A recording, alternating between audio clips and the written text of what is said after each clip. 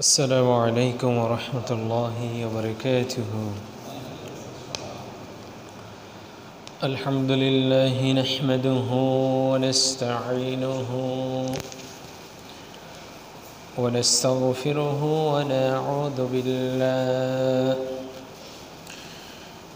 ونعوذ بالله من شرور أنفسنا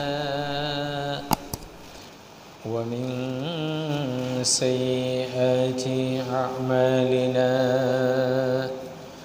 من يهده الله فلا مضل له ومن يضلله فلا هادي له. ونشهد أن لا إله إلا الله وحده لا شريك له.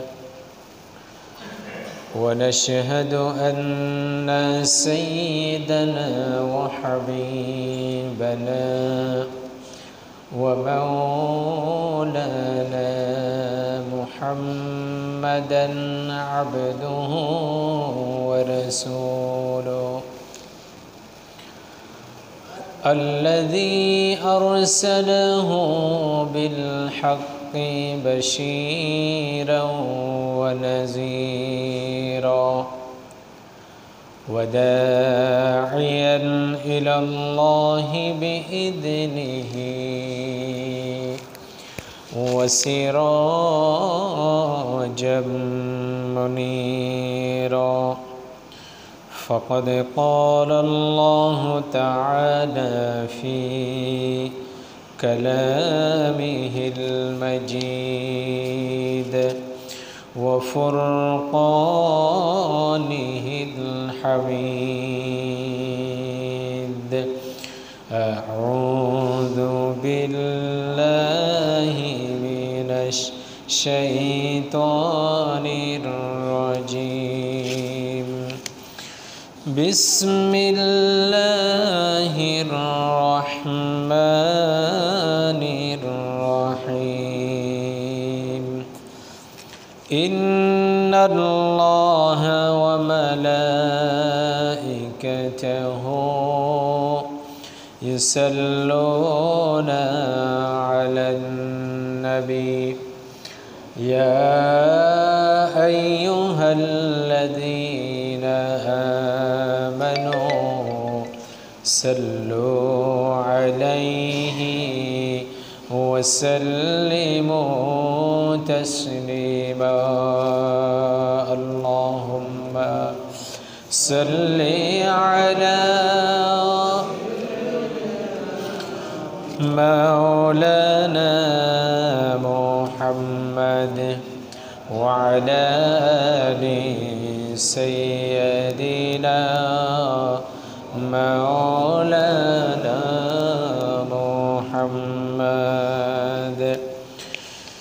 محمد سيد القولين والثقلين والفريقين من عرب ومن عجم. اللهم صل على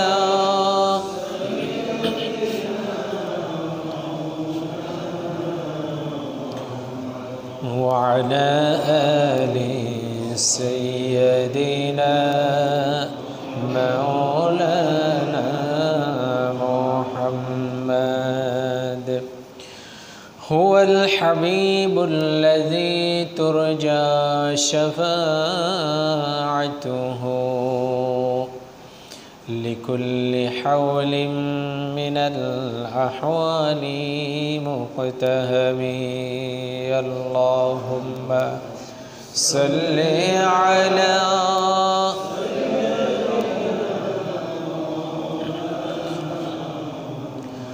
وعلى آل سيدنا مولانا محمد. أعوذ بالله من الشيطان الرجيم.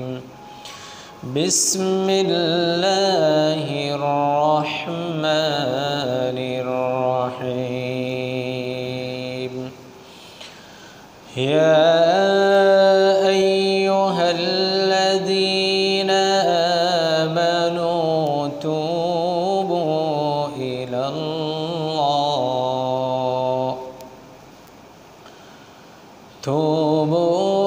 الله توبة نصوحا عسى ربكم أن يكفر عنكم سيئاتكم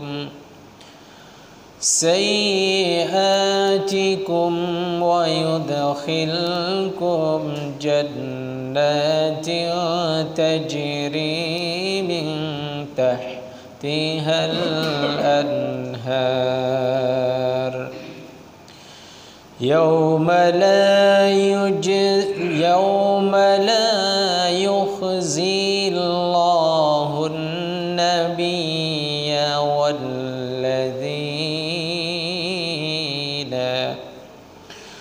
والذين آمنوا معه عن أنس رضي الله تعالى أن النبي صلى الله عليه وسلم كل ابن آدم خطاء وخير الخطائين التوابون صدق الله مولانا العظيم وصدق رسوله النبي الكريم ونحن على ذلك من الشاهدين والشاكرين সম্মানিত হাজিরিন আসসালামু আলাইকুম ওয়া রাহমাতুল্লাহি ওয়া বারাকাতুহু মহান আল্লাহ সুবহানাহু ওয়া তাআলার দরবারে শুকরিয়া যে আল্লাহ রাব্বুল আলামিন যিনি আমাদেরকে রহমতের চাদরে ঢেকে রেখে মসজিদে এসে জুমার নামাজ আদায়ের জন্য তৌফিক দিলেন সে মহান মনিবের দরবারে শুকরে বলি আলহামদুলিল্লাহ। দরুদ ও সালাম মানবতার মুক্তির দূত বিশ্বনবী মুহাম্মদুর রাসূলুল্লাহ সাল্লাল্লাহু আলাইহি ওয়াসাল্লামের উপর। সম্মানিত হাজিরিন, আমি আপনাদের সামনে সূরা আত-তাহরীমের ৮ নম্বর আয়াত এবং সহিহ তিরমিজির 2687 নম্বর হাদিস আপনাদের সামনে তেলাওয়াত করেছি। আমরা এখান থেকে কিছু বিষয় শেখার চেষ্টা করব নিজেদের আমলে, যাতে ভুল ত্রুটি থেকে আমরা নিজেদেরকে হেফাজত করতে পারি সেই বিষয়। তো আমরা এই আয়াতের তর্জমা এবং মূল কথার দিকে যাব, তারপরে মূল শিক্ষণীয় বিষয়গুলো তুলে ধরার চেষ্টা করব। আল্লাহ সুবহানাহু ওয়া তাআলা তার ইমানদারদেরকে বলতেছে, ইয়া আইয়ুহাল্লাযীনা আমানু, হে ইমানদারগণ, তুবু ইলাল্লাহ, তোমরা আল্লাহর কাছে কি করো? তওবা করো। তওবা কার কাছে করব? আল্লাহর কাছে করো। কীরকম? তাওবাতান নাসুহা, অর্থাৎ তাওবায়ে নাসুহা। কেন? আসা রব্বুকুম, যাতে তোমাদের রব তোমাদেরকে আইয়ুকাফির আনকুম সাইয়্যাতিকুম, তোমরা যে গুনাহগুলো করেছো সেগুলো যাতে তিনি মাফ করে দেয়। ওয়ায়ুদখিলাকুম জান্নাতিন তাজরি, এবং তোমাদেরকে আল্লাহ মাফ করে দিয়ে জান্নাতে প্রবেশ করাবে, এমন জান্নাত মিন তাহতিহাল আনহার, যে জান্নাতের ভিতরে নহরসমূহ প্রবাহিত হয়েছে। এবং আরও একটি আশার সুসংবাদ, সেটা কি? আল্লাহ সুবহানাহু ওয়া তাআলা বলতেছে, ইয়াউমা লা ইউখজিল্লাহ, ওই দিন, যেদিন কিয়ামতের দিন, লা ইউখজিল্লাহ, আল্লাহ তোমাদেরকে লজ্জিত করবে না, অপমানিত করবে না, অন্য মানুষের সামনে তোমাদেরকে হেয় প্রতিপন্ন করবে না। কাদেরকে? আন-নাবিয়্যা, নবীদেরকে, ওয়াল্লাযীনা আমানু মাআহু, আর নবীদের অনুসারী যারা ছিল, নবীদের উম্মত যারা ছিল, তাদেরকে অপর মানুষের সামনে আল্লাহ হেয় করবে না, লজ্জা দিবে না ভুলের কারণে। বলে আলহামদুলিল্লাহ। তো এই আয়াত হচ্ছে এটার তরজমা। তাহলে এই আয়াত থেকে আমরা আল্লাহ সুবহানাহু ওয়া তাআলা এখানে মূলত তওবার কথা বলা হয়েছে। তওবা কি? আল্লাহ সুবহানাহু ওয়া তাআলা ঈমানদারদেরকে বলতেছে তুবু ইলাল্লাহ, তোমরা আল্লাহর কাছে তওবা করো। এখন তুবু শব্দটা হচ্ছে এখানে আমরের শব্দ, আদেশ, আল্লাহ সুবহানাহু ওয়া তাআলার আদেশ, ইম্পারেটিভ। অর্থাৎ এটা তুবু ইলাল্লাহ, তোমরা আল্লাহর কাছে তওবা করো, এই অংশটা এটা ইম্পারেটিভ সেন্টেন্সের অন্তর্ভুক্ত, আদেশ। তাহলে তুবু এটা তোমরা তওবা করো, এটা মাদ্রাসায় যারা পড়েছে এরা বুঝবে যে জামা মুযাক্কার হাদিরের সিগা বলা হয়। অর্থাৎ যখন সরাসরি আল্লাহ বেশি সংখ্যক মানুষকে যখন আদেশ করে আল্লাহ সেই শব্দটি ব্যবহার করে। এখন আসেন, যখন আল্লাহ সুবহানাহু ওয়া তাআলা কোরআনুল কারীমের ভিতরে কোনো আদেশ করে বা কোনো নিষেধ করে, এটা উম্মতের জন্য পালন করা এটা কি ফরজ নাকি সুন্নাত? কথা বলেন না, ফরজ না সুন্নাত? ফরজ। কার আদেশ?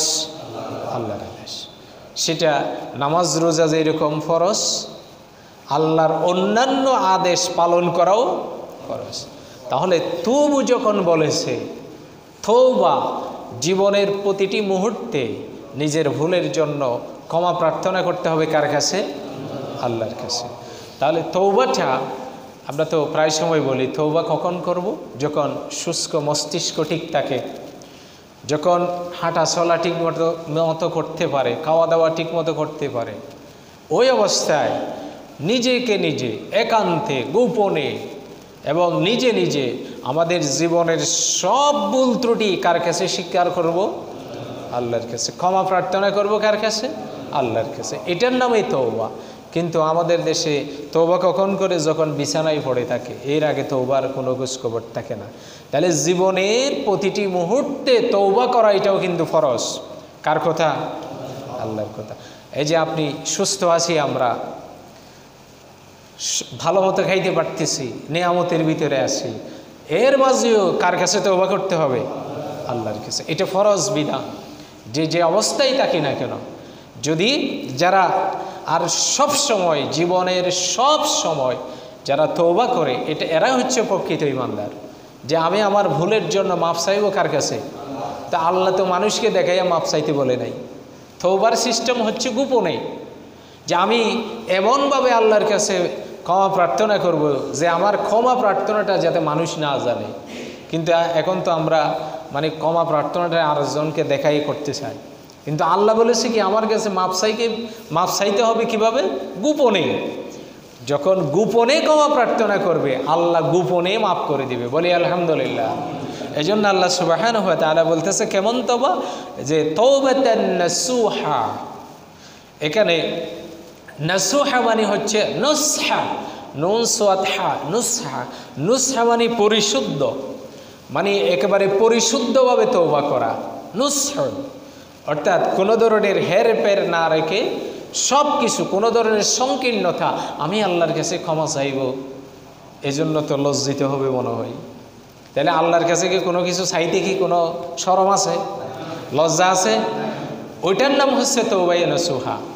তো এরপরে আসেন, যদি এভাবে কেউ যদি আল্লাহর কাছে ক্ষমা প্রার্থনা করে, আল্লাহ বলতেছে যে আইয়ুকাফির আনকুম সাইয়্যাতিকুম, যদি তোমরা যদি এভাবে ক্ষমা প্রার্থনা করো আমি তোমাদেরকে তোমাদের গুনাহগুলো মাফ করে দেব। বলি আলহামদুলিল্লাহ। এরপরে কি বলতেছে? ওয়ায়ুদখিলাকুম জান্নাতিন তাজরি মিন তাহতিহাল আনহার। তাহলে জান্নাতে প্রবেশ করাবে। আমরা ওইগুলা নিয়ে অনেক কথা বলেছি, কিন্তু এই আয়াতের শেষে মহা সুসংবাদের কথা। সেটা কি? ইয়াউমা লা ইউখজিল্লাহ, আল্লাহ কিয়ামতের মাঠে আন-নাবিয়্যা ওয়াল্লাযীনা আমানু মাআহু, কিয়ামতের মাঠে যে সব নবীর উম্মত এক জায়গায় থাকবে। থাকবে কি থাকবে না? কথা বলেন না। কিয়ামতের মাঠে সব মানুষ একসাথে থাকবে না? আজ থেকে 10,000 বছর আগে যে আসছে আপনি 10,000 বছর পরে আসছেন দুনিয়াতে, সেই ওই সময় থাকবে, আর যে 10,000 বছর আগে আসছে সেও একই সময়ে থাকবে, একসাথে কিয়ামতের মাঠে থাকবে। তাহলে সব নবীর উম্মতেরা থাকবে। তাহলে ওই অবস্থায় যারা ইমানদার বান্দা, যাদের গোপনে ভুল হয় বা কোনো কিছু ভুল হয়ে যায়, এই ভুলের জন্য যাদের ইমানের কারণে, যারা আল্লাহর ভয় নিয়ে যারা সব সময় তওবা করে আল্লাহর কাছে, ওই ধরনের বান্দাদেরকে নিজের ভুলের জন্য যেহেতু দুনিয়াতে ক্ষমা প্রার্থনা করে ফেলেছে, আল্লাহ সুবহানাহু ওয়া তাআলা বলতেছে, আমি নবীদেরকে যেভাবে নবীদের যে কোনো বিষয়ে, অর্থাৎ নবীদের যে দুর্বলতা বা যে কোনো কিছু থাকলেও আমি সেটার জন্য যেরকম যে নবীদেরকে আমি যেরকম মানুষের সামনে লজ্জা শরম দিব না, ঠিক সেরকম নবীদের আবার দোষের কথা বলি নাই, নাউজুবিল্লাহি মিন যালিক, আমার এই কথা বলার সামর্থ্য নাই। মানে এরকম, যেমন মনে করেন ইউনূস আলাইহিস সালাতু ওয়াস সালাম মাছের পেটে গেছে কখন, কি কারণে? আল্লাহ বলেছে তুমি এই এলাকা থেকে বের হবে না, যতই তোমার কথার অবাজ্ঞা করুক, অমান্য করুক, তুমি এখানে থাকবে, ঠিক কিনা? তখন ইউনূস আলাইহিস সালাম যখন কথা শুনতেছে না, বিরক্ত হয়ে বলছে যে না, এখানে আর থাকবো না, এই জাতিরা আমি আর দাওয়াত দেবো না, চলে যাবো গা। আল্লাহ কি যখন চলে যাচ্ছে তখন কি আল্লাহর হুকুম ছিল? আল্লাহকে কি জানাইছে উনি যে চলে যাচ্ছে? জানাই নাই। তো ঘটনাক্রমে মাছের পেটে চলে গেছে, উনি ভুল বুঝতে পেরেছে। তাহলে এই যে নবীরা যে এরকম কিছু, এগুলার জন্য আল্লাহ বলেছে কি আমি নবীদের এই সমস্ত বিষয়ে আমি তাদেরকে মানুষের সামনে লজ্জিত করব না। ঠিক ইমানদারদেরকেও কিয়ামতের মাঠে তাদের ভুলের জন্য মানুষের সামনে আমি লজ্জা দেব না। তাহলে আমার আপনার যত জীবনে ভুল হয়েছে, যে গোপনে বা প্রকাশ্যে বা যে কোনো ভুলের জন্য যদি আমরা সঠিক পদ্ধতিতে যখন তওবা দুনিয়াতে করে যাব, ওই ভুলের জন্য আল্লাহ সুবহানাহু ওয়া তাআলা কিয়ামতের মাঠে আমাদেরকে আর লজ্জা দিবে না।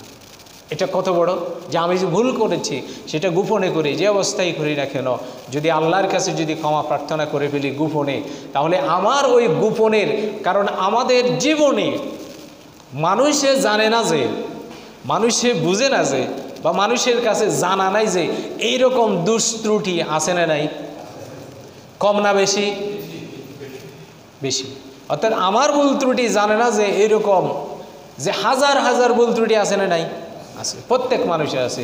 তাহলে এই ভুল ত্রুটিগুলো জানে কে? আলিমুল গায়ব, যিনি সব কিছুরই খবর রাখে। এখন সে আল্লাহ সুবহানাহু ওয়া তাআলা বলতেছে আমি তোমাদেরকে কিয়ামতের মাঠে এই ভুলের জন্য কি করব না, তোমাদেরকে লজ্জিত করব না। লা ইউখজি, আমি তোমাদেরকে লজ্জা দিব না, এটার কফিয়ত মানুষের সামনে চাইব না। তাহলে আল্লাহ তো আমাদের জন্য রাস্তা তৈরি করে দিয়েছে। তাহলে নিজেদের ভুলের জন্য আমরা গোপনে আল্লাহর কাছে মাপ চাইতে কি কোনো সমস্যা আছে? এই জন্য আল্লাহ সুবহানাহু ওয়া তাআলার কাছে আমরা সব সময় ক্ষমা প্রার্থনা করব। রাসূলুল্লাহ সাল্লাল্লাহু আলাইহি ওয়াসাল্লাম বলতেছে যে আল্লাহর কাছে আদম সন্তানের ভিতরে ওই ব্যক্তি সবচেয়ে বেশি প্রিয় যে ব্যক্তি পাপ করার সাথে সাথে, কোনো গুনাহ করার সাথে সাথে সেই গুনাহটুকু আল্লাহর কাছে ক্ষমা প্রার্থনা করে, ওই ব্যক্তি আল্লাহর কাছে সবচেয়ে বেশি প্রিয়। বলি আলহামদুলিল্লাহ। তা আমাদের জন্য তো যে রাস্তা তো পরিষ্কার করে রেখে দিয়েছেন, এরপরেও কিন্তু আমরা তওবার রাস্তার মধ্যে থাকতে চাই না। কারণ দুনিয়া এমন একটি স্থান যে লোভ লালসা এবং সব কিছু আমাদেরকে এমনভাবে যে গ্রাস করেছে চতুর্পাশ থেকে, যার কারণে আমরা যে তওবা রাস্তায় সঠিক পথে আমরা আসার চেষ্টা করি না। এবং তওবা জিনিসটা এভাবেই করতে হবে যাতে আল্লাহ সুবহানাহু ওয়া তাআলা আমাদেরকে যে আমাদের উপরে খুশি হয়। আর দুনিয়ার পেছন থেকে, যেটা আমরা গত জুমায় আলোচনা করেছি, যে দুনিয়ার পেছনে ছোটা থেকে আমাদেরকে পরিত্রাণ পাইতে হবে, আমাদেরকে এটা ত্যাগ করতে হবে।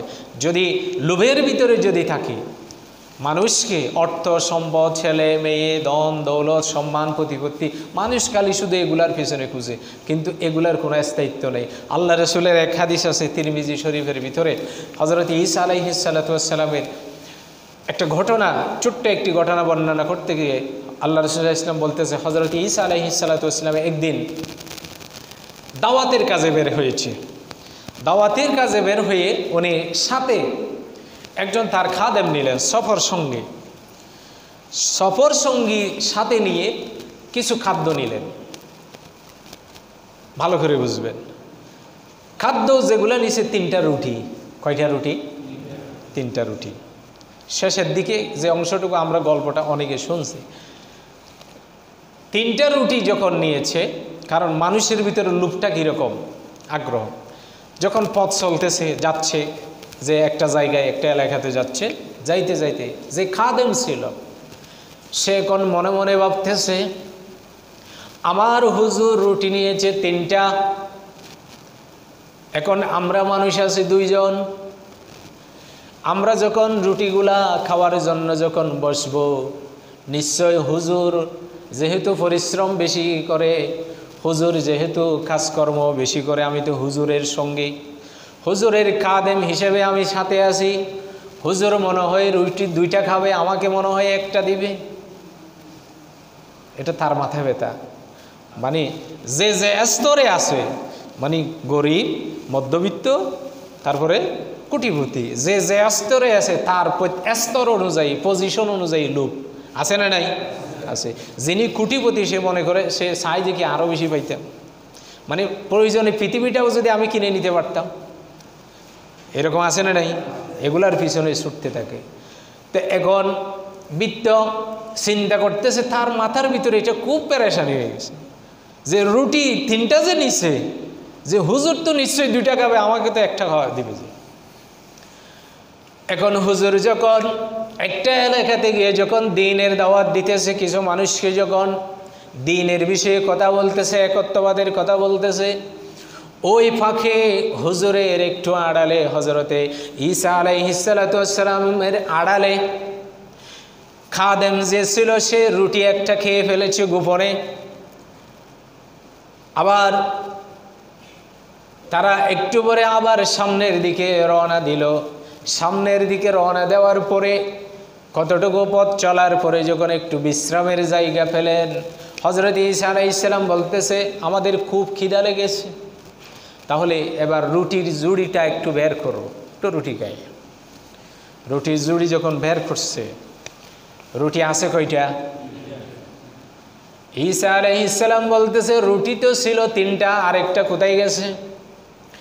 এখন খাদেম হযরত ঈসা আলাইহিস সালামকে বলতেছে, আল্লাহর কসম, যিনি যার উপর আমার প্রাণ, ওই রবের কসম করে বলতেছে আমি জানি না। শপথ করে বুঝাইতেছে আমি জানি না। আরেকটা কোথায় গেছে? আপনি আমাকে যেভাবে দিয়েছিলেন আমি তো সেভাবেই রাখছি। আরেকটা কোথায় গেছে আমি জানি না। এখন হযরত ঈসা আলাইহিস সালাতু ওয়াস সালাম, উনি তো নবী, জানে কি জানে না? খবর আছে না নাই? আছে। এখন উনি ঠিক আছে আর কিছু বলে নাই। রুটি একজনে একটা একটা খাওয়ার পরে আবার কিছু দূর যাওয়ার পরে একটা নহর পেল, নদী পেল, একটা পানির ঝর্ণার মতো একটা নহর পাওয়া গেছে। ওই নহরে নামলেন, একটু অজু করলেন, মুখ হাত ধুইলেন। ধোয়ার পরে হযরতে ঈসা আলাইহিস সালাতু ওয়াস সালাম 3টা স্বর্ণের বার নিলেন, 3টা স্বর্ণের পাথর পেলেন। কয়টা? 3টা। এই 3টা স্বর্ণের পাথর নিয়ে আবার খাদেমকে দিলেন, এগুলো একটু রাখো। কয়টা দিছে? এখন খাদেম আবার বলতে হচ্ছে, হুজুর স্বর্ণের পাথর কয়টা পাইছেন? বলছে 3টা। হুজুর আরেকটা আছে কিনা দেখেন না, আরেকটা আছে কিনা? আমরা তো মানুষ আছি কয়জন? 2 জন। আরেকটা আছে কিনা দেখেন না, আরেকটা পান কিনা দেখেন না একটু। ঈসা আলাইহিস সালাম বলতেছে, আর নাই ওখানে, আর আমাদের দরকারও নাই। এখন বেচারার তো আরো মাথা খারাপ হয়ে গেছে গা, মানে আরো পাগলের মতো অবস্থা। এখন তো টেনশন আরো বাড়ি গেছে। প্রথমে রুটি 3টা নিয়ে টেনশন তো ছিল, এখন স্বর্ণ যেহেতু আরো মূল্যবান জিনিস, এখন টেনশন আরো বাড়ি গেছে যে এখন যে 3টা, তো নিশ্চয়ই হুজুর মনে হয় আমার একটা দিবে, তাও ছোটটা, বড়গুলা হুজুর নিয়ে নিবে। এখন মহা মুসিবতে পড়ে গেছে। হযরতে ঈসা আলাইহিস সালাম কিছু দূর যাওয়ার পরে আবার বললেন, একটু বিশ্রাম নিলেন। বিশ্রাম নেওয়ার পরে ওই স্বর্ণের বারগুলা বের করলেন। বারগুলা বের করার পরে হযরত ঈসা আলাইহিস সালাতু ওয়াস সালাম বলতেছে, হাযা ফিরাকি বাইনি ওয়া বাইনাকা, এই স্থান থেকে তুমি আর আমি আলাদা হয়ে যাব, আমরা আর একসাথে থাকবো না। তুমি আর আমার সাথে থাকতে পারবে না, আমাকে একা একি কিছু কাজ করতে হবে। তবে একটা কাজ করি, তুমি যেহেতু আমার সাথে ছিলা, স্বর্ণের বারগুলা একটু বের করো। বারগুলা বের করার সাথে সাথে খাদেম বলতেছে, হুজুর আপনি বন্টনটা কেমনে করবেন, কিভাবে করবেন? এখন ঈসা আলাইহিস সালাম বলতেছে যে আমি একটা নেব, তুমি একটা নিবে। এখন খাদেম জিজ্ঞাসা করতেছে, তাহলে বাকি একটা কারে দিবেন? এখন ঈসা আলাইহিস সালাম বলতেছে, বাকি একটা দেব যে রুটি যে খেয়েছে তারে দেব বাকি। কি বুঝলেন?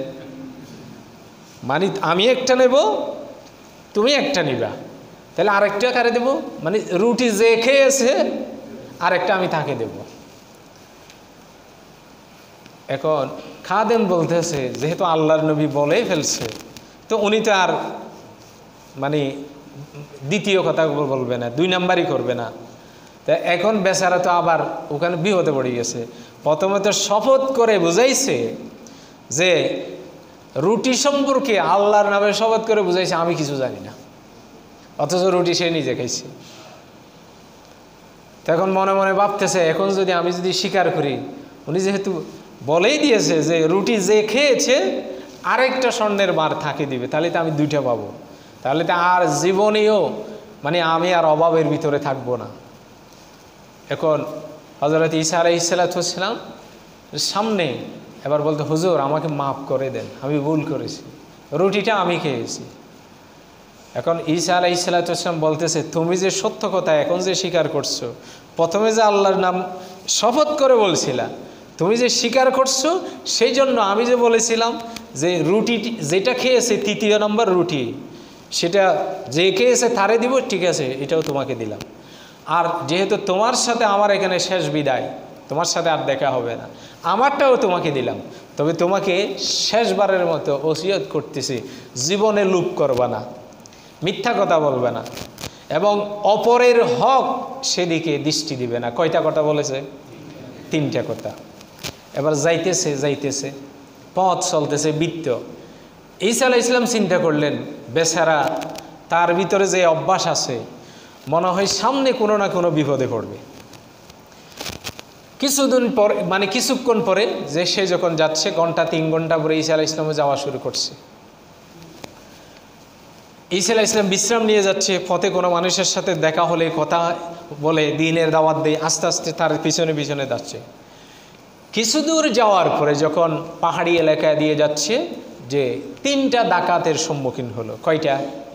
3টা ডাকাতের সম্মুখীন হয়ে বলতেছে, এ বেটা তোর কাছে কিছু আছে?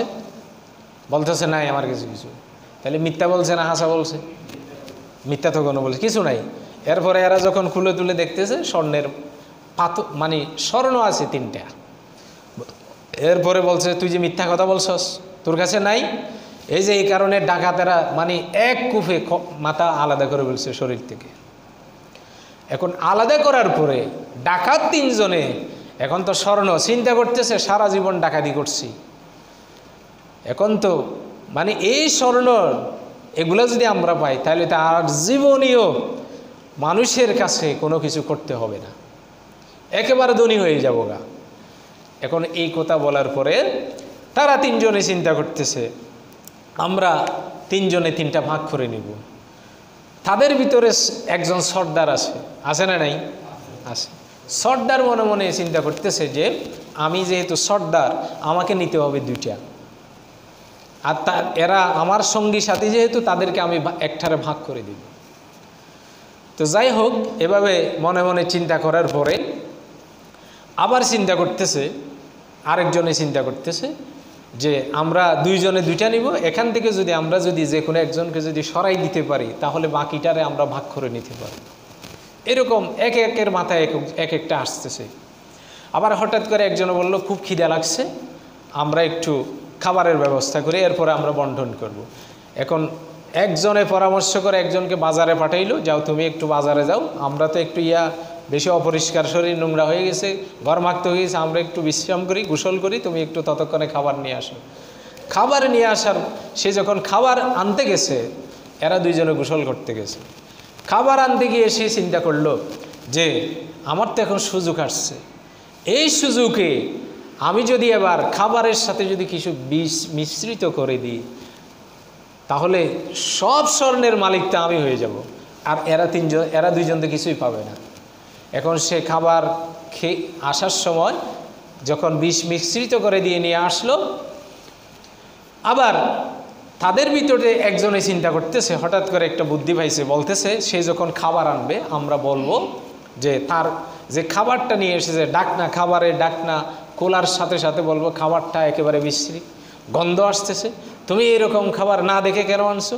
মানে আমি একটা বলবো, তুমি একটা বলবে, এরপরে যখন তার মাথা যখন গরম হয়ে যাবে উল্টাপাল্টা আমরা একটু ঝগড়া দিব, তখন দুইজনে মিলে তারা শেষ করে দিব, এরপর আমরা বাকযুগ করে নেব। এটা হচ্ছে তাদের কথা। ঠিক সে অনুযায়ী যে সে আসার সাথে সাথে এখন মানে খাবারের ডাকনা খোলার সাথে সাথে কথা বলা শুরু করে দিয়েছে, তর্কাতর্কি হয়েছে, দুইজনে মিলে তারা শেষ করে দিয়েছে, তাহলে সেও শেষ। এখন তারা বলতেছে আমরা বন্টন পরে করব, আগে একটু খাবার খাই, খুব খিদা লাগছে।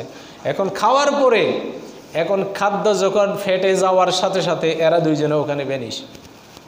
একটু পরে হযরত ঈসা আলাইহিস সালাতু ওয়াস সালাম আসলেন।